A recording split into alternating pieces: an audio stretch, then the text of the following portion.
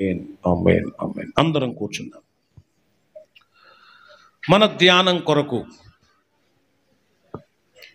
ఆ వాక్య ప్రకటన జరిగేటప్పుడు పిల్లల్ని అటు ఇటు ఎక్కువ తిరగనివ్వకుండా, తిరిగితే తల్లిదండ్రులే ముందు కొంచెం వాళ్ళ మీద కొద్దిగా శ్రద్ధ పెట్టాలి. తల్లి మా వరకు రానివ్వకూడదు, ఎక్కువ శాతం మీరు ఇతరులకు ఇబ్బందిగా ఉండకూడదు. పిల్లలు కాబట్టి పాపం వాళ్ళకి తెలియదు, వాళ్ళు ఏదో సరదాగా అటు పరిగెత్తడం ఇటు పరిగెత్తడం ఉంటారు. కానీ వాక్యం చెప్పేటప్పుడు అది డిస్టర్బెన్స్ వస్తుంది, కొంచెం కాన్సన్ట్రేషన్ దెబ్బతింటుంది, వినేవాళ్ళకి కానీ చెప్పేవాళ్ళకి కానీ ఇబ్బందిగా ఉంటుంది. అలాంటప్పుడు కొంచెం ఎక్కువ అల్లరి చేస్తున్నాడు అనిపించుకున్నప్పుడు మీరే సముదాయించుకొని వాళ్ళని దగ్గర తీసుకొని చక్కగా ఉండాలి. మరీ అల్లరి చేస్తే చక్కగా బయట తీసుకెళ్ళిపోతే ఆరోగ్యానికి అన్ని విధాలు మంచిది. ఓకేనా?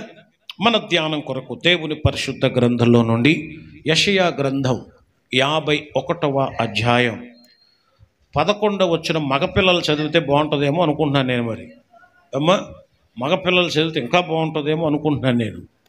అది చదవాలి. Isaiah chapter 51 verse 11 will read by boys group. ఇంకా దొరికిందా దొరకలేదా? గట్టిగా చెప్పండి. యెహోవా విమోచించిన వారు సంగీత నాదముతో సియోనుకు తిరిగి వచ్చెదరు.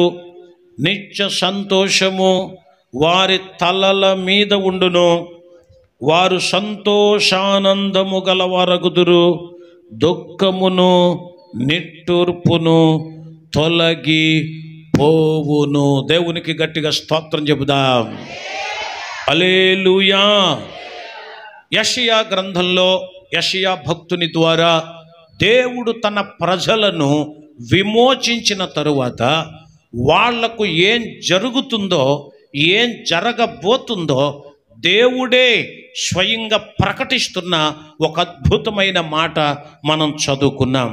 యెహోవా ఎవరినైతే విమోచిస్తాడో, దేవుడు ఎవరినైతే కాపాడతాడో, ఏ బానిసత్వంలో నుంచి దేవుడు విడిపిస్తాడో, ఏ కష్టంలో నుంచి దేవుడు విడిపిస్తాడో, ఏ తెగులు నుండి, ఏ జబ్బు నుండి, ఏ అనారోగ్యము నుండి, ఏ సమస్యల నుండి, ఏ అప్పుల నుండి దేవుడు విడిపిస్తాడో, ఫైనల్గా ఏ పాపము నుండి దేవుడు నిన్ను విడిపిస్తాడో, అలా విమోచింపబడిన వారట సంగీత నాదముతో సియోనుకి ఏం చేస్తారట?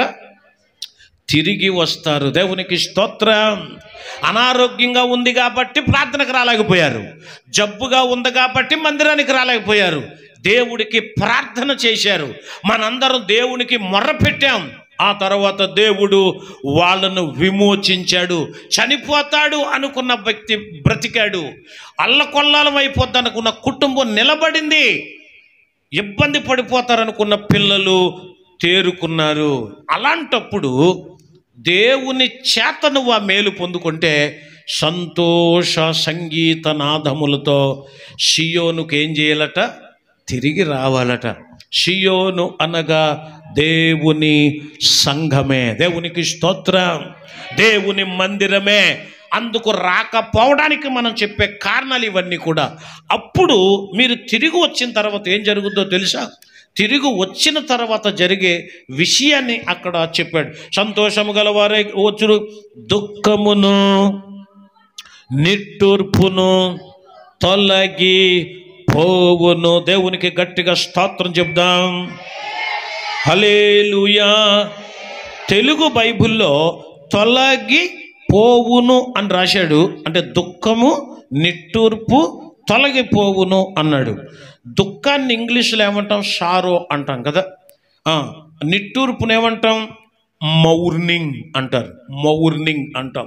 మౌర్నింగ్ చేయటం నిట్టూర్పు అంటాం. ఇంగ్లీష్ బైబుల్ ఎలా రాశారంటే sorrow and mourning will flee అవే.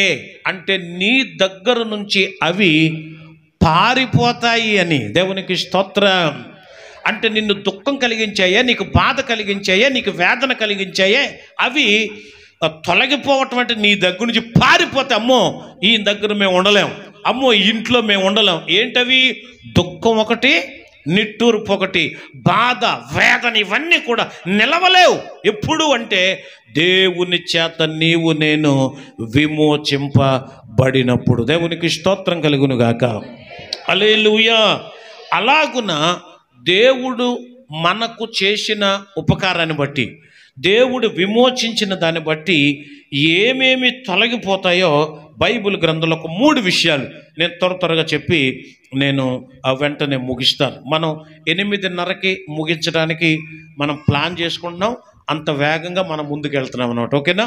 అందుకని వచ్చేటప్పుడు కూడా మీరు చాలా పెందల కడ రావడానికి ప్రయత్నం చేయాలి. దేవునికి స్తోత్రం.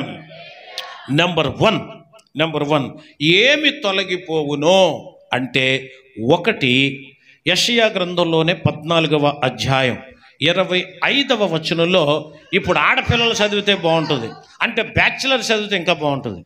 ఏమ్మా, ఈ చిన్న పిల్లలు కానీ, సండే స్కూల్ పిల్లలు కానీ, బ్యాచిలర్స్ కానీ చదివితే ఇంకా బాగుంటుంది. అంటే వాళ్ళు కూడా ఏం వెతకాలని నా బాధ. మాట్లాడాలి మీరు. కానీ ఏదో ఒక వచనం లిచ్చి కనుక చదివితే ఈరోజు మెసేజ్కి హైలైట్ అవుతుంది. దేవునికి స్తోత్రం. లిచ్చి త్వరగా తీసి వీళ్ళందరితో పోటీ పడి మొదటిగా గనక చదవగలిగితే ఈరోజు ఇక నా ఆనందానికి అవధులేమి ఉండవు. దేవునికి స్తోత్రం. ఓకేనా? 14వ అధ్యాయం 25వ వచనం.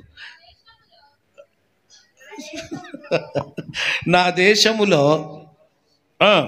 అశ్షూరును సంహరించెదను. ఆడపిల్లలు చదవడము. నా పర్వతముల మీద వాని నలుగ దొరకెదను, వాని కాడి నా జనుల మీద నుండి ఏమి తొలగిపోద్ది అంటే, అశ్షూరు కాడి తొలగిపోద్ది, వాని భారము వారి భుజము మీద నుండి తొలగింపబడును. దేవునికి గట్టిగా స్తోత్రం చెబుదాం. హల్లెలూయా. అశ్షూరు రాజ్యం అనగా సాతాను యొక్క రాజ్యం అని అర్థం.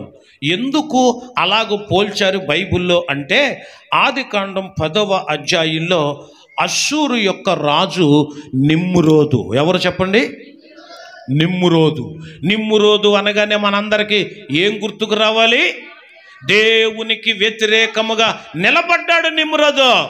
దేవుడు ఎంత ఎత్తులో ఉన్నాడో అంత ఎత్తు ఒక టవర్ కట్టాలనుకున్నాడు ఆయన, ఒక గోపురం కట్టాలనుకున్నాడు ఆయన. ఊరోళ్ళందరినీ పోగేశాడట. అప్పుడు దేశమంతా ఒకటే భాష ఉందట, అందరూ తెలుగే మాట్లాడుతున్నారు అనుకోండి. ప్రపంచంలో వేరే భాష ఏవి లేదు. అందుకని నిమ్రోదు చెప్పే మాట అందరికీ అర్థమవుతుందట. వాళ్ళందరినీ పోగేశాడు.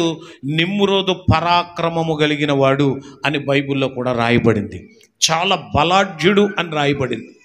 అతనికి బలం ఉంది కాబట్టి, పరాక్రమము కలిగిన వాడు కాబట్టి అతనికి ఒక ఆలోచన పుట్టింది. ఏంట ఆలోచన? ఈ చుట్టుపక్కల ఎక్కడైనా సరే మన టవరు దేవుడికి తన్నాలి, వెళ్ళి ఆకాశం అంటేయాలది.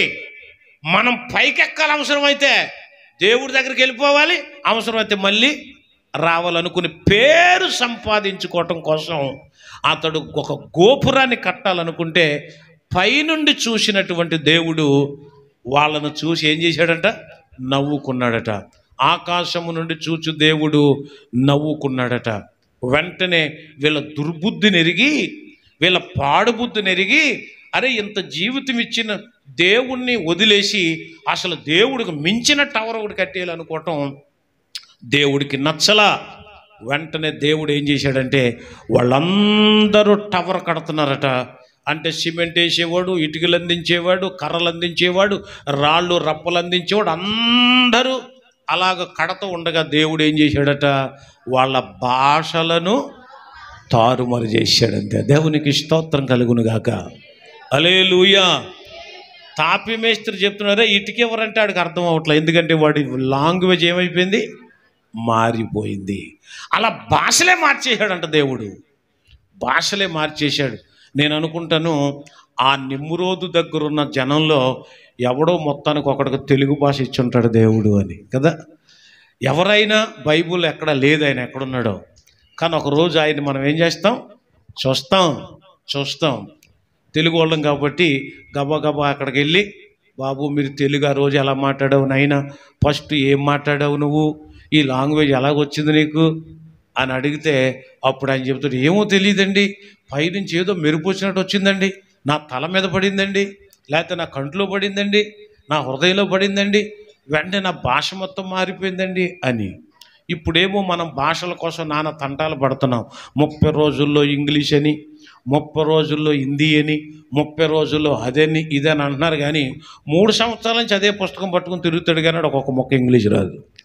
మళ్ళీ దాని పుస్తకం పేరేంటి మాట్లాడాలి, 30 రోజుల్లో ఇంగ్లీష్ నేర్చుకోవటం ఎలా అని ఉంటుంది. కానీ 3 సంవత్సరాల నుంచి అదే పుస్తకం పట్టుకుని తిరిగినా వాడికి ఇంగ్లీష్ ఏమీ రాదు. కానీ ఆ రోజు దేవుడు వాళ్ళందరి భాషలను తారుమారు చేసేసాడు. ఎందుకంటే అలాంటి వారి కాడి మన దగ్గర నుండి ఏమైపోద్ది, తొలగిపోతుంది. దేవునికి గట్టిగా స్తోత్రం చెప్దాం. జాన్ బన్యన్, ఈ పేరు మీరు ఎప్పుడన్నా విన్నారో లేదో. జాన్ బన్యన్ అనే ఒక ఆయన యాత్రికుని ప్రయాణం అనే ఒక అద్భుతమైన పుస్తకం రాశాడు. మీకు బుక్ స్టాల్స్లో దొరుకుద్ది పుస్తకం. ప్రపంచంలో బైబుల్ తర్వాత, మీరు ఎప్పుడైనా విన్నారో లేదో తెలియదు కానీ, బైబుల్ తర్వాత అత్యధికంగా అమ్ముడుపోయిన పుస్తకం ఏదైనా ఉంది అంటే అది యాత్రికుని ప్రయాణమే. ఖాళీ సమయాల్లో మనం చదువుకోవడానికి దేవునికి సంబంధించిన పుస్తకాలు అంటే ఇలాంటి పుస్తకాలు చదవాలి. ఏది జాన్ బన్యన్ గారు రాసిన యాత్రికుని ప్రయాణం అనేది. ఈ యాత్రికుని ప్రయాణం అనే ఈ పుస్తకాన్ని రాసేటప్పుడు జాన్ బన్యన్ గారిని ఇంగ్లాండ్ దేశంలో జైల్లో పెట్టేశారు. దేవుని సువార్త ప్రకటిస్తున్నాడని జైల్లో పెట్టేస్తే 12 ఏళ్ళు జైల్లో ఉన్నాడు ఆయన.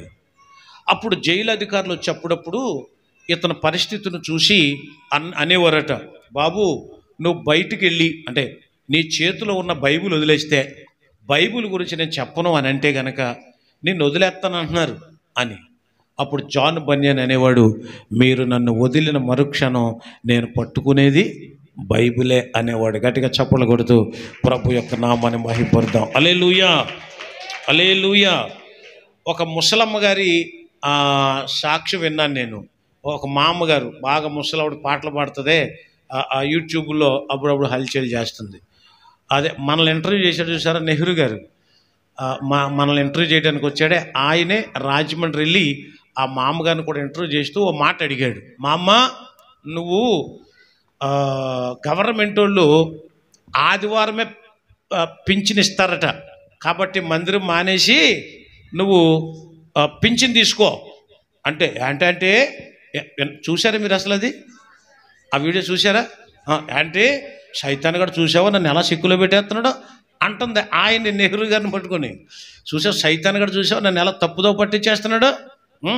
మరి ఒక ఆదివారమేగా, నెలలో అన్ని ఆదివారాలు వెళ్ళు, ఒక ఆదివారం మానే వెళ్ళి పింఛన్ తీసుకో, లేకపోతే ఇవ్వరంట, ఎందుకంటే 4,000 ఇస్తున్నారు కదా అని అంటే, పోతే పోనీ నా పింఛన్ లేకపోయినా పర్వాలేదు, పింఛన్ తీసుకున్నాక నేను చచ్చిపోతే అంది తెలివిగా. నిజమే, ఆ పింఛన్ అందుకొని గుడి మానేసి వెళ్ళింది, ఆ పింఛన్ అందుకున్న రోడ్డు మీద ఎక్కడో పడి చచ్చింది. ఎవడు తింటాడు ఇది? సంపాదించే వాళ్ళందరూ ఆలోచించాలి గట్టిగా. గుడి మానేసి బడి మానేసి డబ్బుల కోసం వెంపర్లాడే వాళ్ళందరూ ఆలోచించాలి ఈ విషయాన్ని. సంపాదిస్తున్నావు దేవుణ్ణి కూడా లెక్క చేయకుండా, కానీ ఆ తర్వాత పోతే ఎవడు తింటాడు? ఆ తల్లి చెప్పిన మాట నాకు చాలా బాగా నచ్చింది. దేవునికి స్తోత్రం, హల్లెలూయా. జాన్ బన్యన్ అనే అతను చెరసాల్లో ఉన్నప్పుడు అతనికి ఒక మహాదర్శనం ఒకటి వచ్చింది. ఏంటా దర్శనం అంటే, ఆ దర్శనంలో ఒక వ్యక్తి మూట ఒకటి కట్టుకొని తన భుజల మీద, తన భుజస్కంధాల మీద మోయలేని బరువు ఒకటి మోసుకొని వెళ్తున్నాడట. తన లైఫ్ స్టార్ట్ అయింది మొదలుకొని వెళ్ళే కొలది బరువు పెరుగుతుందే తప్ప ఎక్కడ కూడా తనకి బరువులేవి బరువులు తగ్గలేదు. పుట్టాడు, పెరిగాడు, పుస్తకాలు ఇచ్చారు ఆడి చేతికి, అవి కొంచెం బరువు అయినాయి, బ్యాగులు ఇచ్చారు. తర్వాత యవ్వనస్తుడు అయ్యాడు, ఈ యవ్వనస్తులు అయిన తర్వాత కంటికి కనపడవు, కానీ పుస్తకాల కంటే ఎక్కువ బరువులు వేయో వాళ్ళ మైండ్లో ఉంటాయి, వాళ్ళ మనసులో ఉంటాయి. ఈ పైకి కనపడవు, చాలా బరువులు ఉంటాయి వాళ్ళకి, చాలా ఆలోచనలు ఉంటాయి. ఇలాగ బరువు మోసుకుంటూ వెళ్తున్నాడు. జీవిత ప్రయాణంలో ఆ బరువు మోస్తానే ఉన్నాడు తప్ప బరువు తగ్గల. చివరికి అతడు అలా తిరిగి ఆ బరువు దించుకోవటానికి, బరువు తగ్గించుకోవడానికి, తన బాధను పోగొట్టుకోవడానికి తిరిగి చివరికి శిలువ దగ్గరకు వస్తాడు. శిలువ దగ్గరకు వచ్చిన తర్వాత తన బరువులన్నీ మాయమైపోతాయి. గట్టిగా చప్పట్లు కొడుతూ ప్రభు యొక్క నామాన్ని మహిమపరచుదాం. హల్లెలూయా. మొత్తం పోతాయి శిలువ దగ్గరకు వచ్చిన తర్వాత, యేసు దగ్గరకు వచ్చిన తర్వాత. ఎందుకంటే ఈ యేసయ్య పాప భారమును మోసుకొనుచున్న సమస్తమైన వారలారా నా దగ్గరకు రండి, నేను మీకు ఏమిస్తాను? విశ్రాంతినిస్తాను. కీర్తన గ్రంథంలో 55వ కీర్తన 22వ వచనంలో కూడా నీ భారము యెహోవా మీద మోపుము అన్నాడే. ఆ శిలువ దగ్గరకు వచ్చిన తర్వాత భారాలన్నీ ఆయన మీద పెట్టేసిన తర్వాత తన బరువులన్నీ దిగిపోయినాయట. చాలా తేలికైపోయాడు అతను. ఈ మీనింగ్ కలిగిన పుస్తకం అన్నమాట అది, యాత్రికుని ప్రయాణం అంటే. అది చదవాలి మీరు. దేవునికి స్తోత్రం. చాలా మంచి పుస్తకం. గలతీయులకు రాసిన పత్రిక 5వ అధ్యాయం 1వ వచనం చదివితే ఈ అధ్యాయంలో ఆత్మీయ స్వాతంత్రం కోసం రాయబడింది. ఈ స్వాతంత్రం అనుగ్రహించిన క్రీస్తు మనలను స్వతంత్రులుగా చేశాడు కాబట్టి మీరు స్థిరముగా నిలిచి మరల దాస్యమని కాడి క్రింద చిక్కుకోవద్దు అన్నాడు. అంటే ఇది ఆధ్యాత్మిక స్వాతంత్రం గురించి రాయబడింది. మీకు పాప భారం ఉంది, చింతలున్నాయి, వేదనలున్నాయి, ఎన్నో కష్టాలున్నాయి. అవన్నీ కూడా దేవుడు తొలగించి ఇప్పుడు మిమ్మల్ని ఫ్రీ చేశాడు. ఈ set free from all the bondage. అన్ని భారముల నుండి, అన్ని బంధకాల నుండి ఆయన ఫ్రీ చేశాడు, స్వేచ్ఛనిచ్చాడు. కాబట్టి దేవుడు మరల మీరు ఆ దాస్యం అనే కాడి కింద చిక్కుకోవద్దు అన్నాడు. దేవునికి స్తోత్రం. ఎందుకంటే హోషేయ గ్రంథం 11వ అధ్యాయం 4వ వచనంలో ఒక మాట ఉంది. త్వరగా చదివే టైం అయిపోతుంది, త్వరగా చదివి. ఒకడు మనుషులను తోడుకొని పోవునట్లుగా స్నేహ బంధముతో నేను వారిని బంధించి ఆకర్షించి తిని, ఒకడు పశువుల మీదికి కాడిని తీసి వారి ఎదుట భోజనము పెట్టి తిని. దేవునికి స్తోత్రం.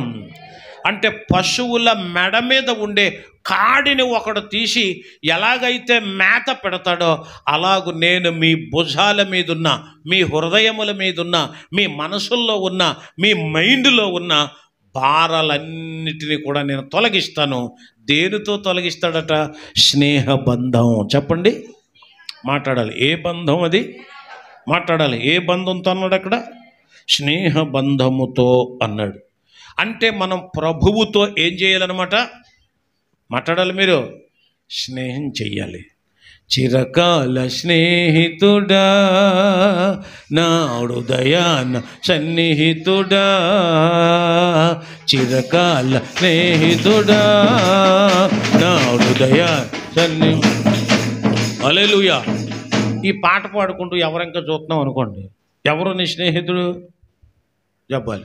చిరకాల స్నేహితుడా అంటే ఎవరి వైపు చూస్తున్నాం అనుకోండి, ఎవరు మీ స్నేహితుడు అంటే పాటేమో యేసయ్యది, వేషమేమో ఇంకొకటి, చూపేమో ఇంకొకటి అన్నట్టు అయిపోతుంది కదా. కాదు, నిజంగా ఆయనతో స్నేహం చేస్తే, నీతో స్నేహం నాకెంతో మేలయా, నీ సహవాసం నాకుంటే చాలయా, నమ్మదగిన మంచి యేసయ్యా, నమ్మదగిన మంచి యేసయ్యా, నమ్మదగిన నిలిచినవయ్యా, ఎన్నదగిన నన్ను పిలిచినవయ్యా, నీతో స్నేహం నాకుండే చాలయా. ఈ పాట గతంలో ఒక ఆయన బాగా పాడేవాడు. బాబు బాప్తీసం తీసుకోండి అనేవాడు. నేను తీసుకుందామండి, నాకు చాలా భారాలు ఉన్నాయి, చాలా బరువులు ఉన్నాయి, అదంతా అయిపోనివ్వండి అన్నాడు. సరే అయిపోయిన తర్వాత మరి రోజులు బాగుంటలేదు, అసలు తీసుకో తీసుకో అనేవాడిని నేను.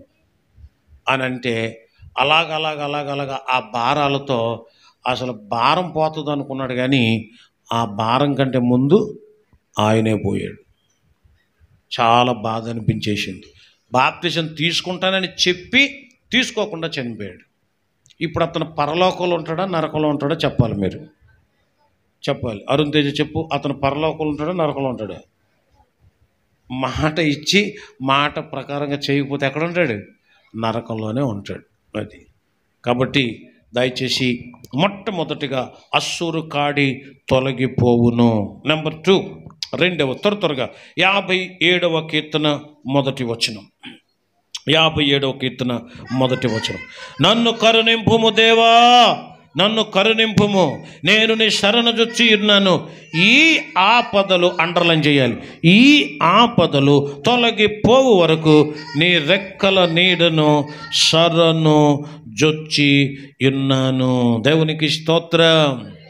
ఈ ఆపదలు అంటే మనకు చెప్పేమి రావు. పాపం మొన్న మన ఉలవం రవణ గారు ఇంటి పక్కన వాళ్ళ తోటుకోడలు అనుకుంటాను, ఆవిడ పేరు ఏదో ఉంది, అప్పుడప్పుడు పండగలకి వస్తూ ఉండేది. పాపం ప్రార్థనకు అది వస్తూ ఉండేది. ఎప్పుడన్నా పండగలకి పబ్బాలకు వచ్చేది. పాపం డ్వాక్రా డబ్బులు వచ్చాయట. ఆ డబ్బులన్నీ పొట్లం చుట్టి బీరువలో పెట్టిందట. ఆ పక్కన ఇంకా బంగారం అదేదో పెట్టారు. తర్వాత వాళ్ళ పిల్లలకి ఆడబిడ్డలకి వస్తువులు ఏవో చేయించాలి అని అనుకుందట. ఆ రోజే తీసుకొచ్చిందట. ఉదయం తీసుకొచ్చింది, లోపల పెట్టింది, బీరువలో పెట్టింది. అందరూ పనికి వెళ్ళిపోయారు, ఎవరి పనికి వాళ్ళు వెళ్ళిపోయారు. వాళ్ళ ఇంట్లో ఒక ముసలావిడ కూడా ఉంటుంది. పాపం ఉంటుంది, కానీ ఎవరు వెళ్ళిపోయినా ఏం పట్టించుకోదు, ఎవరు వస్తున్నాయో ఒక అపస్మారక స్థితిలో ఉన్నట్టు ఉంటుంది అనమాట. మరి ఆ దొంగోడు ఎలా చేశాడో తెలీదు. పట్టపగలు మధ్యాహ్నం పూట వాడు ఎలాగెళ్ళాడో తెలీదు. తాళం పగలగొట్టలేదు, తలుపులు పగలగొట్టలేదు. మరి అడిగి తాళాలు దొరికాయా, ఎవరైనా హెల్ప్ చేశారా? ప్రజలందరూ తిరుగుతూనే ఉన్నారు, అంతా ఇది చేస్తూనే ఉన్నారు. ఆ తర్వాత వాళ్ళు ఆ తాళం తీసి చక్కగా మళ్ళీ లోపలికి వెళ్ళంట. వాళ్ళ డేగిసలో ఉన్న అన్నం కూడా వేసుకుని తిని కుర్చీల మీద పెట్టాడట. ఆడు ఎంత దర్జా దొంగనాలండి, ఆడు గజ దొంగనాలా దర్జా దొంగనాలండి. ఆకలి వేసినట్టుంది పాపం. లోపలికి వెళ్ళేసరికి మరి ఎన్నిళ్ళు తిరిగి వచ్చాడో తెలీదు. లోపలికి వెళ్ళి అన్నం వేసుకునంట, తినేసంట, సగం మళ్ళీ ఆ టిఫిన్ కర్రలో పెట్టి కుర్చీలో పెట్టి ఆ డబ్బులు పట్టుకొని వెళ్ళిపోయాడు. ఆ తర్వాత వాళ్ళ పొలం నుంచి వచ్చి చూసుకునేసరికి ఎంత ఇబ్బంది అయిపోయిందో, ఎలా ఏడుస్తున్నారో, ఎంత బాధపడ్డారో. తర్వాత పోలీసులు వచ్చారు. ఏం చేస్తారు? ఏవేవో చూశారు, కుక్కలు తీసుకొచ్చారు. కుక్కలు మాత్రం ఏం చేస్తాయి? ఆపద అనేది మనకు చెప్పి రాదు. ఏ ఆపద ఎలా వస్తుందో తెలీదు. అందుకని ఈ ఆపదలు తొలగిపోవాలంటే యేసయ్య శరణు జొచ్చి ఉండాలి. పౌలు గారి గురించి చాలా ఆపదల గురించి పౌలు గారు రాశాడు. అది చదువుతున్నప్పుడు చిన్న చిన్న ఇబ్బందులు, కష్టాలు కలిగినప్పుడు ఆ వచనాన్ని నేను బాగా గుర్తు చేసుకుంటాను. ఎందుకో తెలుసా? చూడండి, 2వ కొరింథీయులకు రాసిన పత్రిక 11వ అధ్యాయం 26వ వచనం. అనేక పర్యాయములు ప్రయాణములలోనూ, నదుల వలనైన ఆపదలలోనూ, దొంగల వలనైన ఆపదలలోనూ, నా స్వజనుల వలనైన ఆపదలలోనూ, పట్టణములో ఆపదల్లోనూ, అరణ్యములో ఆపదల్లోనూ, సముద్రములో ఆపదలలోనూ, కపట సహోదరుల వలనైన ఆపదలలోనూ ఉంటిని. 27వ వచనం కూడా చదువుతారా? ప్రయాసముతోనూ కష్టముతోనూ, తరచుగా జాగరణములతోనూ, ఆకలి దప్పులతోనూ, తరచుగా ఉపవాసములోనూ, చలితోనూ, దిగంబరత్వముతోనూ ఉంటిని. ఇంకా చెప్పవలసినవి చాలా ఉన్నాయి అన్నాడు. ఎన్ని ఆపదలో చూడండి. తన కపట సహోదరులు, తన సొంత వారి వలన, తన చుట్టుపక్కల ఉన్న వారి వలన ఎన్నో ఆపదలు చూశాడు ఆయన. కానీ ప్రభువు నమ్ముకున్నాడు కాబట్టి ఎవరి మీద కక్ష సాధించలేదు, ఎవరి మీద పగబెట్టుకోలేదు, ఎవరి మీద అతడు అక్కసు వెళ్ళగక్కలేదు. ప్రభు కోసం నిలబడిపోయాడు అంతే. దేవునికి స్తోత్రం. ప్రభు నువ్వు ఉంటే చాలు నాకు అనుకున్నాడు అంతే. నీ కోసం నా సర్వం ఏంటి, అసలు నా ప్రాణం కూడా ఇచ్చేస్తాను అనుకున్నాడు అంతే. ప్రభు కోసం ఒక చిన్న కష్టం వస్తే చాలామంది వెనక్కి వెళ్ళిపోయేవాళ్ళు. ఇదే సౌండ్ తగ్గింది. చాలామంది వెనక్కి వెళ్ళిపోయేవాళ్ళు ఉన్నారు. చాలామంది అంటే చాలామంది ప్రభు కోసం ప్రయాసపడటానికి, అయ్యా నేను ముందుంటాను అనడానికి పోయి నాకెందుకు వచ్చిందిలే అనుకుని వెనక్కి వెళ్ళిపోయి ఎంతోమంది ఉన్నారు. ఎవడో ఒకడు తెగించి ముందుకు వెళితేనే మంచి పనులు కొన్ని జరుగుతాయి. దేవునికి స్తోత్రం. నాకెందుకులే అనుకుంటే దేవుడు ఒకరోజు నాకించేస్తాడు నిన్ను. ఎందుకంటే నాకెందుకులే అన్నావు కాబట్టి ఏం చేస్తాడు ఆ తర్వాత నెత్తి నోరు కొట్టుకుంటావు, మామూలుగా ఉండదు. కాబట్టి ఒక మంచి పని కొరకు, సంఘము కొరకు ఒక అడుగు మనమే ముందుకెయ్యాలి. భక్తుడైన, అపోస్తలుడైన, పరిశుద్ధుడైన పౌలులాగా. దేవునికి స్తోత్రం. హల్లెలూయా. ఆయన ఏమన్నాడో తెలుసా? అతడు ఎప్పుడు ఒక మాట చెప్తూ ఉండేవాడు, నా మట్టుకైతే బ్రతుకుట క్రీస్తే, చావైనాది నాకెంతో మేలు. నా మట్టుకైతే బ్రతుకుట క్రీస్తే, చావైనాది నాకెంతో మేలు. ఇదిగో దేవా ఉన్నానయా, ఇది ఉన్నానయా, దయతో నన్ను కైకొనుమయా. నా యేసయ్యా నేనేమైనా ప్రభువా నిన్ను స్తుతిస్తాను, నాకేమున్నా ప్రభువా నీ గర్విస్తాను. హల్లెలూయా. నాకేమున్నా ఎవరికి అర్పించాలంట? దేవుడికే అర్పించాలి. రాత్రి మనందరం డబ్బాలు తీసుకెళ్ళాం కదా, రాత్రే మేము 700 వేసేసాం. అందులో 500 ఒకరు, 200 ఒకరు వేసేసాం. మీరు ఇంకా ముహూర్తం పెట్టారో లేదో దానికి, అసలు అందులో ఒక కాయిన్ వేసారో లేదో, మీరు వేసారు లేదో. రాత్రే మేము మొట్టమొదటిసారిగా అందులో మేము 700 రూపాయలు వేసాం. తర్వాత నా జేబులో 20 రూపాయల కాయిన్ ఒకటి ఉంది, 10 రూపాయల కాయిన్ ఒకటి ఉంటే ఆ తర్వాత అవి కూడా తీసి నేను అందులో వేసేసాను. మొట్టమొదటిగా మేము వేసేసాం. దేవునికి స్తోత్రం. అంటే త్వరలో జరగబోయే మన సభల కోసం మనం ముందు నుంచి ఏం చేస్తున్నాం? పైసా కూడబెడుతున్నాం. దేవునికి స్తోత్రం. మీరు కూడా మంచి ముహూర్తం చూసి ఆ రూపాయి బిల్ల, 2 రూపాయల బిల్ల వేయకండి. ఆ ఫస్ట్ బయట కదా కాగితాలు వేయండి, తర్వాత మెల్లగా వేయాలన్నమాట. రాత్రి చాలామందికి ఇచ్చేసాం. కొద్దిమంది ఉన్నారు, వాళ్ళకి ఇప్పుడు ఇచ్చేస్తాం. వాక్యం అవగానే వాళ్ళకు కూడా ఉన్నాయి, వాళ్ళకు కూడా ఇచ్చేస్తాం. దేవునికి స్తోత్రం. కాబట్టి ఆపదలన్నీ తొలగిపోవాలంటే యేసయ్య దగ్గరికే మనము రావాలి. ఇది పౌలు సూత్రం. మనం కూడా అంతే. మూడవది, ఒకే ఒక్క మాట చదవండి, ప్రార్థన చేస్తాను. నిర్గమకాండం 23వ అధ్యాయం 23వ వచనంలో ఓ చక్కని మాట ఈ విధంగా రాయబడి ఉంది. ఎట్లనగా,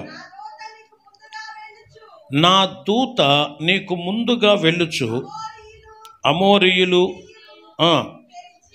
పెరిజ్జీయులు, కనానీయులు, ఎబూసీయులను వారున్న చోటుకు నిన్ను రప్పించును, నేను వారిని సంహరించెదను. పడకూడదు,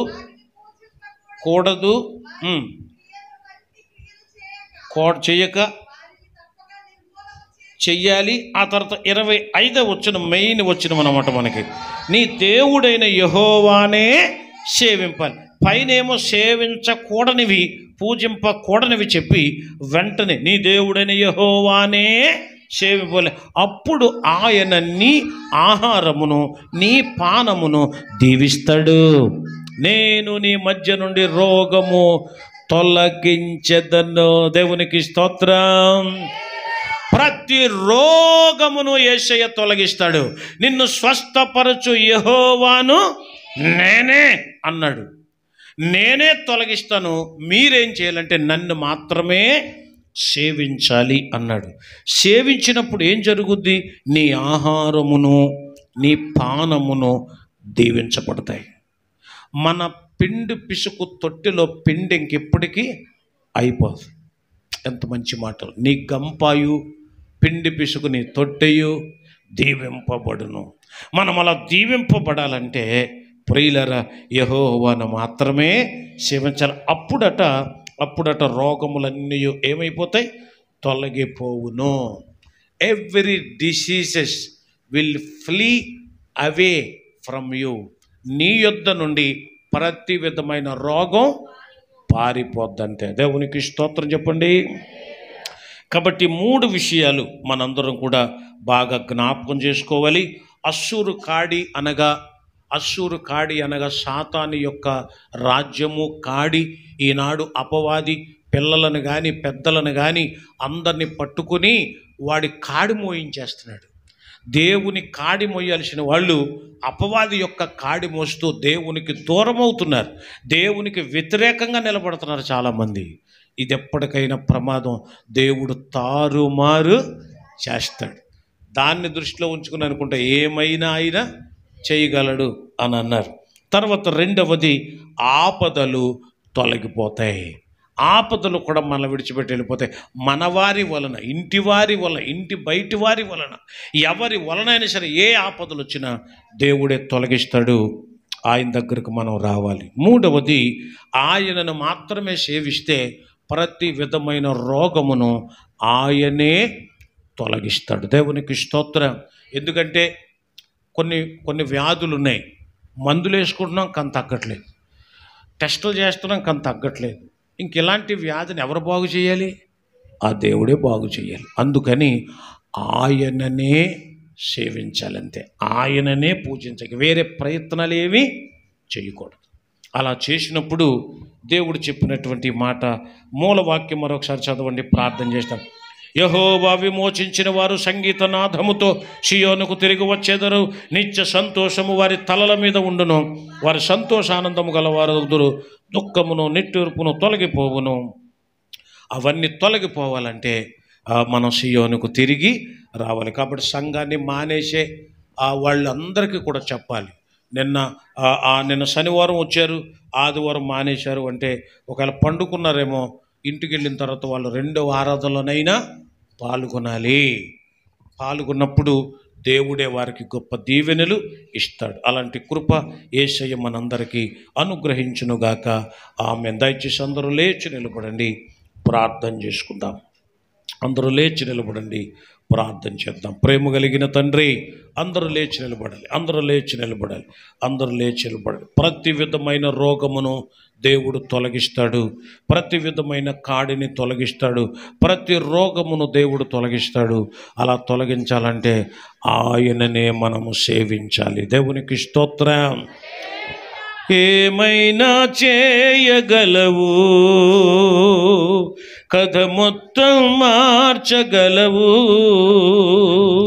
నీ నామముకే మహిమంతా తెచ్చుకొందువు. ఏమైనా చేయగలవు, పద మొత్తం మార్చగలవు, నీ నామముకే మహిమంతా తెచ్చుకొందువు. యేసయ్యా యేసయ్యా, నీకే సాధ్యము. యేసయ్యా యేసయ్యా, నీకే సాధ్యము. దీవించువాడవు, బలపరచువాడవు, పడిపోయి నిలబెట్టువాడవు, ఘనపరచువాడవు, హెచ్చించువాడవు, మా పక్షము నిలచి జయమిచ్చువాడవు. హల్లెలూయా. కాబట్టి శరణుజొచ్చుదాం, ప్రతి కాడి నుండి విడిపించబడదాం, విమోచింపబడదాం. ప్రార్థన చేసుకుందాం. ప్రేమ కలిగిన తండ్రి, మీకు వందనాలు, స్తోత్రాలు చెల్లిస్తున్నాం. ఈరోజు మీరిచ్చిన సందేశం తొలగిపోవును అనే ఒక మంచి పాఠాన్ని నేర్పించారు. ఏమి తొలగిపోతాయి? అశ్షూరు కాడి తొలగిపోద్ది, సాతాను కాడి తొలగిపోద్ది, ఆపదలు తొలగిపోతాయి, రోగములు తొలగిపోతాయి. ఇక్కడున్న బిడ్డలు, ఈ వాక్య విన్న బిడ్డలు, ఈ మందిరంలో ఉన్న బిడ్డలు, ఈ ఆవరణంలో ఉన్న బిడ్డల నుండి ప్రతి విధమైన కాడి తొలగింపబడునుగాక, ప్రతి విధమైన ఆపదలు తొలగిపోవునుగాక, ప్రతి విధమైన బలహీనతలు, రోగములు తొలగిపోవునుగాక. అలాగున్న బిడ్డలందరినీ దీవించి మీ శరణొచ్చేలా చేసి మీ మీద చింత యావత్తు వేసే కృప బిడ్డలకు దయచేసి మహిమను పొందమని ఇదిగో కానుకలు పట్టబోతున్నాను ఆయన. ప్రతి కానుకను 30 దంతులు 60 దంతులు 100 దంతులుగా ఫలింపచేసి మీరే మహిమ పొందుకోమని యేసయ్య పరిశుద్ధ నామములో ప్రార్థించుచున్నాము పరమ తండ్రి. ఆమేన్, ఆమేన్. ఇది